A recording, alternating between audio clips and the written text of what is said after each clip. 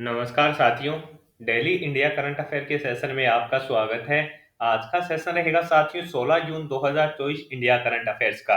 इस सेशन के अंदर साथियों जितने ही महत्वपूर्ण प्रश्न बने हैं वो मैं आपके साथ शेयर करूंगा। साथ ही उन प्रश्नों से जुड़े जो महत्वपूर्ण तथ्य आपसे पूछे जा सकते हैं उस पर भी जानकारी साझा करूंगा। 15 मिनट की है साथियों क्लास होती है, इससे बाहर आपका इंडिया करंट अफेयर्स का क्वेश्चन जाएगा नहीं। और आपकी सुविधा के लिए साथियों इन्फ्यूजन नोट्स के टेलीग्राम चैनल पर आपको पीडीएफ प्रोवाइड करवा दी जाती है। सेशन और ये मेरे द्वारा किया जा रहा प्रयास आपको पसंद आ रहा है तो इस सेशन को लाइक व शेयर जरूर कीजिएगा साथियों।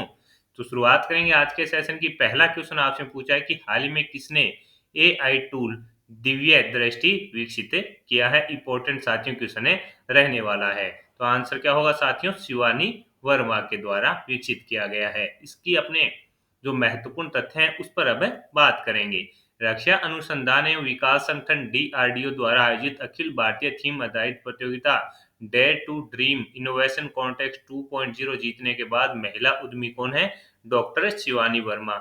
इनके द्वारा साथियों स्थापित startup engineers research solution private limited ने सफलतापूर्वक एक एआई टूल दिव्य दृष्टि विकसित किया है जो चेहरे की पहचान को चाल और कंकाल जैसे अपरिवर्तनीय शारीरिक मापदंडों के साथ एकीकृत करता है। मोस्ट इंपोर्टेंट साथियों ये क्वेश्चन है कि साथियों जो एआई टूल दिव्य दृष्टि विकसित किया है वो चेहरे की पहचान को चाल और कंकाल जैसे अपरिवर्तनीय शारीरिक मापदंडों के साथ एकीकृत करता है। इस एआई टूल को बेंगलोर स्थित डीआरडीओ की प्रयोगशाला कौन सी, Centre for Artificial Intelligence and Robotics CAIR के तकनीक मार्गदर्शन और सलाह के साथ विकसित किया गया है। तो साथियों ये मोस्ट इंपोर्टेंट क्वेश्चन है रहेगा, किसके द्वारा विकसित किया गया है? शिवानी वर्मा के द्वारा साथियों इसको विकसित किया गया है। और किसकी देख रेख में? तो साथियों जो अपने बेंगलुरु स्थित डीआरडीओ की प्रयोगशाला है उसको क्या बोलते हैं? अपने centre for Artificial Intelligence and robotics के तकनीकी मार्गदर्शन और सलाह के तहत साथियों इसको विकसित किया गया है। तो मोस्ट इंपोर्टेंट साथियों ये अपने लिए क्वेश्चन रहने वाला है, अपने लिए मोस्ट इंपोर्टेंट रहेगा। तो अपने को साथियों कन्फर्म रूप से इसको बेहतरीन तरीके से याद रखना है। आगे बात करेंगे साथियों अगले क्वेश्चन की। अगला क्वेश्चन आपसे पूछा गया है, इंदिरा गांधी राष्ट्रीय कला केंद्र ने किसके साथ भारतीय कला संस्कृति को बढ़ावा देने के लिए समझौता किया है? तो आंसर हो जाएगा संसद टीवी। इंदिरा गांधी राष्ट्रीय कला केंद्र ने किसके साथ भारतीय कला संस्कृति को बढ़ावा देने के लिए समझौता किया? आंसर हो जाएगा संसद टीवी। और साथियों इंदिरा गांधी जो राष्ट्रीय कला केंद्र है उसके बीच साथियों ये समझौता हुआ है। इस समझौते का प्रमुख उद्देश्य क्या है साथियों की जो अपने भारत की कला संस्कृति है उसको अधिक से अधिक लोगों तक पहुंचाना इसका प्रमुख उद्देश्य है जो रहने वाला है। तो अपने लिए इम्पोर्टेंट है, आपसे पूछा जा सकता है कि इंदिरा गांधी राष्ट्रीय कला केंद्र ने किसके साथ है जो भारतीय कला संस्कृति को बढ़ावा देने के लिए एक समझौता किया है? तो आंसर है संसद टीवी के साथ साथियों ये समझौता है जो किया है, अपने लिए मोस्ट इंपोर्टेंट है रहेगा। आगे बात करेंगे साथियों अगले क्वेश्चन की। अगला क्वेश्चन आपसे पूछा है, उत्तराखंड के पौराणिक शहर है जोशीमठ का नाम बदलकर है जो क्या कर दिया? तो आंसर हो जाएगा साथियों ज्योतिमठ कर दिया गया है। उत्तराखंड के साथियों शहर जोशीमठ का नाम बदलकर क्या कर दिया? ज्योतिमठ कर दिया गया है। केंद्र सरकार के द्वारा साथियों 12 जून को चमोली जिले में जोशीमठ तहसील का नाम बदलकर ज्योतिमठ और नैनीताल जिले में कोशिया कुटोली तहसील का नाम है जो परगना श्री कैंची धाम तहसील करने के उत्तराखंड सरकार के प्रस्ताव को है जो मंजूरी हाल ही के अंदर साथियों दे दी गई है। इस कदम से इन क्षेत्रों को धार्मिक और सांस्कृतिक महत्व बढ़ने की संभावना है क्योंकि राज्य पहले से ही धार्मिक पर्यटन के लिए गंतव्य, यानी साथियों आपको भी पता है उत्तराखंड है जो धार्मिक स्थलों के लिए भी प्रसिद्ध है और इनका जो नाम बदला गया है उससे से ज्यादा वहां पर क्या हो सकता है? पर्यटन आने की संभावना है जो बन सकती है। इसलिए साथियों केंद्र सरकार के द्वारा 12 जून को इस प्रस्ताव को है जो मंजूरी दे दी गई है। तो अपने लिए इम्पोर्टेंट है रहेगा कि जोशी मठ का नाम बदलकर क्या कर दिया गया? ज्योति मठ कर दिया गया। अगला क्वेश्चन आपसे पूछा है कि किस भारतीय चेस खिलाड़ी ने फीडे विश्व कप अंडर 20 गर्ल्स चैंपियन है जो अपने नाम की, यानी गर्ल्स चैंपियनशिप अपने नाम की है? तो आंसर हो जाएगा साथियों दिव्या देशमुख के द्वारा। किस भारतीय चेस खिलाड़ी ने फिडे विश्व अंडर 20 गर्ल्स चैंपियनशिप अपने नाम की?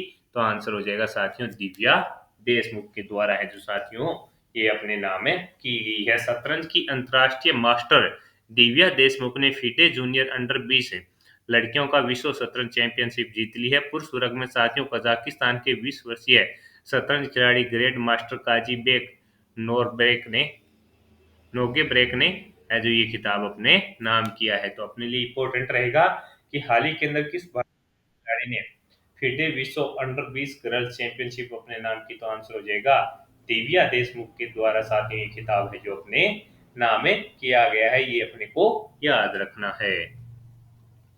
आगे बात करेंगे साथियों अगले क्वेश्चन की। अगला क्वेश्चन आपसे पूछा है कि हाल ही के अंदर किस सरकार ने मुख्यमंत्री मुनियर काथू मुनियर काम्पम योजना शुरू की है। तो आंसर हो जाएगा साथियों तमिलनाडु सरकार के द्वारा इसको शुरू किया गया है। मुख्यमंत्री कौन है साथियों? एम.के. स्टालिन ने बुधवार को तमिलनाडु में मिट्टी के स्वास्थ्य में सुधार के लिए मुख्यमंत्री मुनियर काथू मुनियर काम्पम योजना का उद्घाटन किया। 206 करोड़ रुपए की लागत से क्रियान्वित की जाने वाली इस योजना के तहत हरी खाद के उपयोग के माध्यम से जो मिट्टी की उर्वरता संरक्षण के लिए 20 करोड़ रुपए की है जो राशि आवंटित की गई है।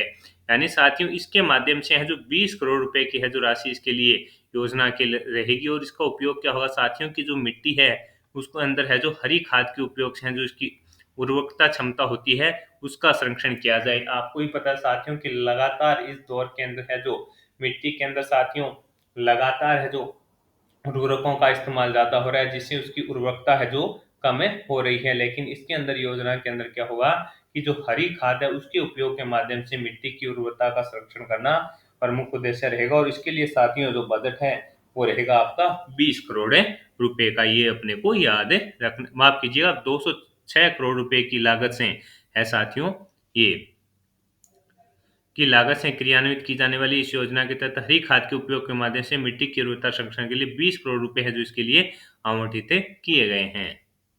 आगे बात करेंगे साथियों अगले क्वेश्चन की। अगला क्वेश्चन आपसे पूछा है कि हाल ही में किसने अपनी आत्मकथा आई हैव द स्ट्रीट्स ए कुटी क्रिकेट स्टोरी लॉन्च की है। तो आंसर हो जाएगा साथियों आर अश्विनी के द्वारा। भारतीय स्पिनर है साथियों आर अश्विनी, इनके द्वारा साथियों अपनी आत्मकथा है जो इसको लॉन्च किया गया है कि आई हैव द स्ट्रीट्स ए कुटी क्रिकेट स्टोरी इनके द्वारा लॉन्च की गई है। अनुभवी क्रिकेटर रविचंद्र अश्विनी और लेखक सिद्धार्थ मोगा द्वारा लिखित ये पुस्तक है साथियों। इसके अंदर एक क्रिकेट दिग्गज के रूप में उभरने से पहले भारतीय स्पिनर के जीवन का सूक्ष्म और स्पष्ट चित्रण प्रस्तुत करने का वादा करती है। यानी साथियों ये जो स्पिनर बने हैं उससे पहले इनका जीवन क्या था, यहाँ तक है जो इस मुकाम तक इन्होंने पहुंचने के लिए किस प्रकार है जो संघर्ष किया है, किस प्रकार का इनका दौर रहा है, उसके बारे में साथियों यह पुस्तक है जो प्रकाश डालती है। तो अपने को याद रखना है, आपसे पूछा जा सकता है।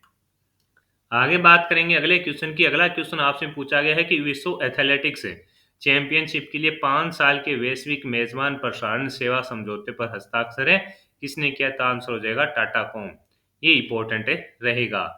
आपसे पूछा गया है साथियों कि विश्व एथलेटिक्स चैंपियनशिप के लिए 5 साल के वैश्विक मेजबान प्रसारण सेवा समझौते पर हस्ताक्षर किसने किए। आंसर हो जाएगा टाटा कॉम। टाटा कम्युनिकेशन ने विश्व एथलेटिक्स के साथ 5 साल के प्रसारण समझौते पर हस्ताक्षर किए हैं। टाटा कम्युनिकेशन ने 12 जून को विश्व एथलेटिक्स श्रृंखला की घटनाओं को कवर करने के लिए 5 साल के वैश्विक मेजबान प्रसारण सेवा समझौते की घोषणा है जो की है। तो अपने लिए इम्पोर्टेंट है कि ये 5 साल का जो साथियों ये करार किया गया है। तो अपने लिए इम्पोर्टेंट रहने वाला और आपसे साथियों पूछा जा सकता है। आंसर क्या होगा टाटा कॉम ने साथियों इसके अंदर है जो 5 साल के लिए ये समझौता किया है। अगला क्वेश्चन आपसे पूछा है कि संयुक्त राष्ट्र शरणार्थी एजेंसी की ग्लोबल क्या है कि ग्लोबल ट्रेंड्स रिपोर्ट के अनुसार 2023-24 में कितने लोगों को है जो जबरन विस्थापित है जो किया गया है। तो आंसर हो जाएगा साथियों इसका 120 मिलियन, यानी साथियों 12 करोड़ लोगों को है जो इसके अंदर विस्थापित है जो किया गया है, ये अपने को याद रखना है। आपसे पूछा जा सकता है। संयुक्त राष्ट्र शरणार्थी एजेंसी की एक रिपोर्ट ने कहा कि वर्ष 2024 और 23 के दौरान विश्व भर में जबरन विस्थापित होने वाली व्यक्तियों की संख्या है जो साथियों ऐतिहासिक रूप से बहुत ज्यादा बड़ी है। इसके अंदर ये बताया गया 12 करोड़ तक पहुंच गई है। लगातार 12वां साल है जब इस आंकड़े के अंदर है जो साथियों क्या हुई है वृद्धि हुई है, ये अपने को याद रखना है। इसके अंदर ये बताया गया है कि साथियों जो लगातार बढ़ती हुई है, वो एक प्रत्येक व्यक्ति को ये सोचना चाहिए कि इस प्रकार से जो शरणार्थी हैं उनको विस्थापित है जो किया जा रहा है, यानी जबरन विस्थापन है जो किया गया है। तो ये थोड़ा इस प्रकार का जो क्वेश्चन होता है साथियों, वो इम्पोर्टेंट है जो रहता है, कई बार पूछ लिया जाता है। आगे बात करेंगे साथियों अगले क्वेश्चन की। अगला क्वेश्चन आपसे पूछा है कि भारत आई ओ ओ आर ए एक क्रूज पर्यटन सम्मेलन कहाँ हुआ, तो नई दिल्ली के अंदर 2 दिवसीय भारत हिंद महासागर रिम एसोसिएशन IORA क्रूज पर्यटन सम्मेलन है जो संपन्न हुआ। सम्मेलन के अंदर साथियों कौन थे, बांग्लादेश, केनिया, मेडासागर, मालदीव, मोजाम्बिक, श्रीलंका, दक्षिणी अफ्रीका, सेल्स और तंजानिया समेत एसोसिएशन के सदस्य देशों के अधिकारियों तथा विशेषज्ञ इसके अंदर हैं जो शामिल हुए। ये तो इम्पोर्टेंट है, इसका फुल फॉर्म क्या रहेगा, ये भारत हिंद महासागर रिम एसोसिएशन का जो साथी क्रूज पर्यटन सम्मेलन है जो संपन्न हुआ, इसके कितने सदस्य राष्ट्र हैं, तो 23 सदस्य राष्ट्र इसके सदस्य हैं। ये अपने को याद रखना है। और कहां पर, तो भारत के अंदर है जो साथियों इसका आयोजन किया गया है, ये अपने लिए इम्पोर्टेंट रहेगा। आगे बात करेंगे साथियों अगले क्वेश्चन की। अगला क्वेश्चन आपसे पूछा है कि दुनिया में नाइट्रस ऑक्साइड का दूसरा सबसे बड़ा उत्सर्जक कौन सा देश है, तो आंसर हो जाएगा भारत है। तो ये भी अपने को याद रखना है साथियों कि भारत है जो नाइट्रस ऑक्साइड का दूसरा सबसे बड़ा उत्सर्जक देश बना है। पहला आपसे पूछे तो साथियों पहला चीन है 16.7 के साथ। इसके अलावा भारत 10.9 और अमेरिका 5.7, ब्राजील 5.3 और रूस है 4.6। इस प्रकार चीन के बाद है जो साथियों भारत है जो विश्व स्तर पर है जो नाइट्रस ऑक्साइड का दूसरा सबसे बड़ा उत्सर्जक बना है। और आपसे पूछ लिया जाए कि पहला कौन है, तो पहला आपका आंसर होगा साथियों जो भारत का शत्रु है चीन, वो साथियों इसके अंदर प्रथम स्थान पर है। ये अपने को याद रखना है।